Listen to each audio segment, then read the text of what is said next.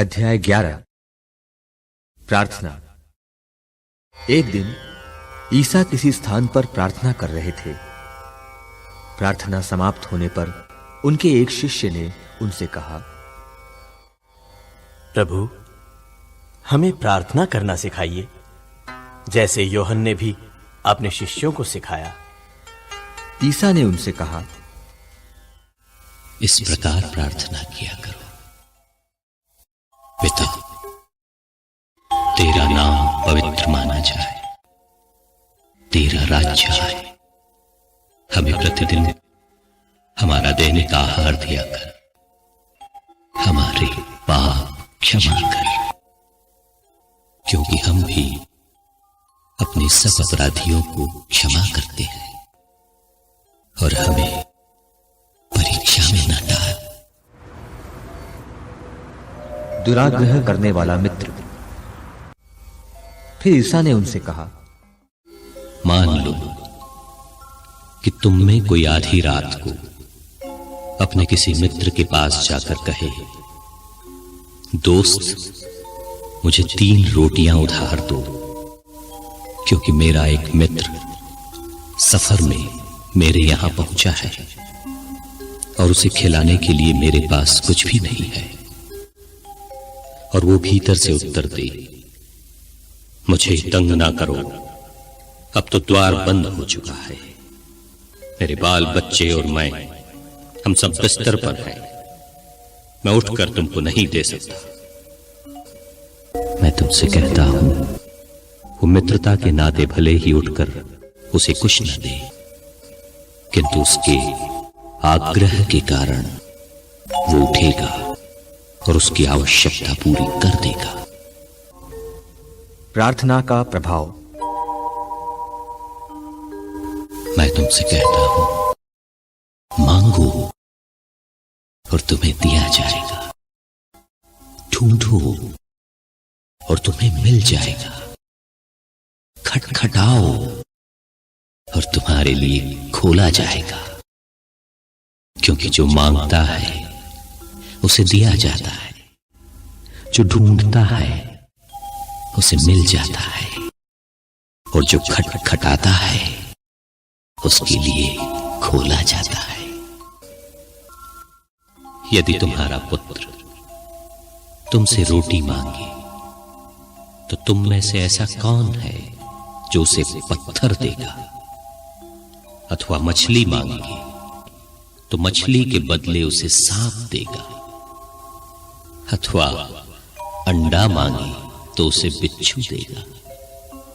बुरे होने पर भी यदि तुम लोग अपने बच्चों को सहज ही अच्छी चीजें देते हो, तो तुम्हारा स्वर्गीय पिता मांगने वालों को पवित्र आत्मा क्यों नहीं देगा? ईसा और बेलज़ेबूल। ईसा ने किसी दिन एक अबदूत निकाला, जिसने एक मनुष्य को गूंगा बना दिया था। अबदूत के निकलते ही गूंगा बोलने लगा और लोग अचंभे में पड़ गए। परंतु उनमें से कुछ ने कहा, ये अबदूतों के नायक बेलज़ेबूल की सहायता से अबदूतों को निकालता है। कुछ लोग ईसा की परीक्षा लेने के लिए उनसे स्वर्ग की ओर का कोई चिन्ह मांगते रहे। उनके विचार जानकर ईसा ने उनसे कहा, जिस राज्य में फूट पड़ जाती है वो उजड़ जाता है, और घर के घर ठह जाते हैं। यदि शैतान अपने ही विरुद्ध विद्रोह करने लगे, तो उसका राज्य कैसे टिका रहेगा? तुम कहते हो कि मैं बेलज़ेबूल की सहायता से अबदूतों को निकालता हूं। यदि मैं बेलज़ेबूल की सहायता से अबदूतों को निकालता हूं, तो तुम्हारे बेटे किसकी सहायता से उन्हें निकालते हैं? इसलिए वे तुम लोगों का न्याय करेंगे। परंतु यदि मैं ईश्वर के सामर्थ्य से अबदूतों को निकालता हूं, तो निस्संदेह ईश्वर का राज्य तुम्हारे बीच आ गया है। जब बलवान मनुष्य हथियार बांधकर अपने घर की रखवाली करता है तो उसकी धन संपत्ति सुरक्षित रहती है, किंतु यदि कोई उससे भी बलवान उस पर टूट पड़े और उसे हरा दे तो जिन हथियारों पर उसे भरोसा था वो उन्हें उससे छीन लेता और उसका माल लूट कर बांट देता है। जो मेरे साथ नहीं है वो मेरा विरोधी है, और जो मेरे साथ नहीं बटोरता वो बिखेरता है। अशुद्ध आत्मा का आक्रमण। जब अशुद्ध आत्मा किसी मनुष्य से निकलता है तो वो विश्राम की खोज में निर्जल स्थानों में भटकता फिरता है। विश्राम न मिलने पर वो कहता है, जहां से निकला हूं अपने उसी घर वापस जाऊंगा। लौटने पर वो उस घर को झाड़ा बुहारा और सजाया हुआ पाता है।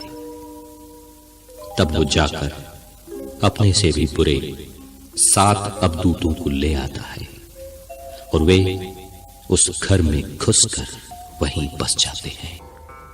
ये पिछली दशा पहली से भी बुरी हो जाती है। धन्य कौन। ईसा ये बातें कह ही रहे थे कि भीड़ में से कोई स्त्री उन्हें संबोधित करते हुए ऊंचे स्वर से बोल उठी, धन्य है वह गर्भ जिसने आप को धारण किया, और धन्य है वे स्तन जिनका आपने पान किया है। परंतु ईसा ने कहा, ठीक है, किंतु वे कहीं अधिक धन्य है जो ईश्वर का वचन सुनते और उसका पालन करते हैं। योनस का चिन्ह। भीड़ की भीड़ उनके चारों ओर उमड़ रही थी और वे कहने लगे, ये एक विधर्मी पीढ़ी है, ये एक चिन्ह मांगती है, परंतु नबी योनस के चिन्ह को छोड़ इसे और कोई चिन्ह नहीं दिया जाएगा। जिस प्रकार योनस निनिवे निवासियों के लिए एक चिन्ह बन गया था, उसी प्रकार मानव पुत्र भी इस पीढ़ी के लिए एक चिन्ह बन जाएगा। न्याय के दिन दक्षिण की रानी इस पीढ़ी के लोगों के साथ जी उठेगी और इन्हें दोषी ठहराएगी, क्योंकि वो सुलेमान की प्रज्ञा सुनने के लिए पृथ्वी के सीमांतों से आई थी। और देखो, यहां वो है जो सुलेमान से भी महान है। न्याय के दिन निनिवे के लोग इस पीढ़ी के साथ जी उठेंगे और इसे दोषी ठहराएंगे, क्योंकि उन्होंने योनस का उपदेश सुनकर पश्चाताप किया था। और देखो, यहां वो है जो योनस से भी महान है। दीपक का दृष्टांत। दीपक जलाकर कोई उसे तहखाने में या पैमाने के नीचे नहीं बल्कि दीवट पर रख देता है, जिससे भीतर आने वाले उसका प्रकाश देख सके। तुम्हारी आंख तुम्हारे शरीर का दीपक है। यदि तुम्हारी आंख अच्छी है तो तुम्हारा सारा शरीर भी प्रकाशमान है, किंतु यदि वो बीमार है तो तुम्हारा सारा शरीर भी अंधकारमय है। इसलिए सावधान रहो। जो ज्योति तुम में है वो कहीं अंधकार ना हो। यदि तुम्हारा सारा शरीर प्रकाश में रहता है और उसका कोई अंश अंधकार में नहीं रहता, तो वो वैसा ही सर्वथा प्रकाशमान होगा, जैसा जब दीपक अपनी किरणों से तुमको आलोकित कर देता है। एक फरीसी के यहां भोजन। ईसा के उपदेश के बाद किसी फरीसी ने उनसे यह निवेदन किया कि आप मेरे यहां भोजन करें, और वो उसके यहां जाकर भोजन करने बैठे। फरीसी को यह देखकर आश्चर्य हुआ कि उन्होंने भोजन से पहले हाथ नहीं धोए। प्रभु ने उससे कहा, तुम फरीसी लोग प्याले और थाली को ऊपर से तो मांजते हो, परंतु तुम भीतर लालच और दुष्टता से भरे हुए हो। मूर्खों, जिसने बाहर बनाया, क्या उसी ने अंदर नहीं बनाया? जो अंदर है उसमें से दान कर दो, और देखो सब कुछ तुम्हारे लिए शुद्ध हो जाएगा।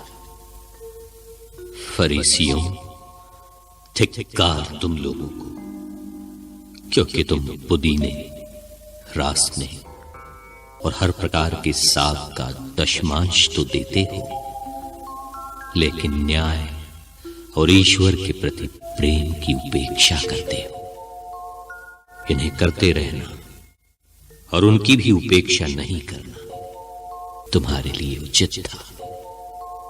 फरीसियों, धिक्कार तुम लोगों को, क्योंकि तुम सभागृहों में प्रथम आसन और बाजारों में प्रणाम चाहते हो। धिक्कार तुम लोगों को, क्योंकि तुम उन कब्रों के समान हो जो दिख नहीं पड़ती और जिन पर लोग अनजाने ही चलते फिरते हैं। इस पर एक शास्त्री ने ईसा से कहा, गुरुवर, आप ऐसी बातें कहकर हमारा भी अपमान करते हैं। ईसा ने उत्तर दिया, शास्त्रियों, धिक्कार तुम लोगों को भी, क्योंकि तुम मनुष्यों पर बहुत से भारी बोझ लादते हो और स्वयं उन्हें उठाने के लिए अपनी एक उंगली भी नहीं लगाते। धिक्कार तुम लोगों को, क्योंकि तुम नबियों के लिए मकबरे बनवाते हो, जबकि तुम्हारे पूर्वजों ने उनकी हत्या की। इस प्रकार तुम अपने पूर्वजों के कर्मों की गवाही देते हो और उनसे सहमत भी हो, क्योंकि उन्होंने तो उनकी हत्या की और तुम उनके मकबरे बनवाते हो। इसलिए ईश्वर की प्रज्ञा ने ये कहा, मैं उनके पास नबियों और प्रेरितों को भेजूंगा, वे उनमें कितनों की हत्या करेंगे और कितनों पर अत्याचार करेंगे।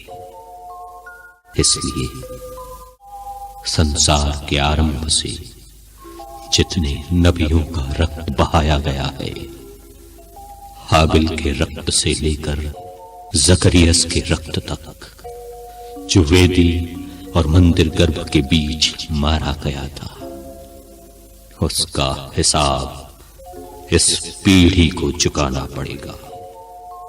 मैं तुमसे कहता हूं, उसका हिसाब इसी पीढ़ी को चुकाना पड़ेगा। शास्त्रियों, धिक्कार तुम लोगों को, क्योंकि तुमने ज्ञान की कुंजी ले ली।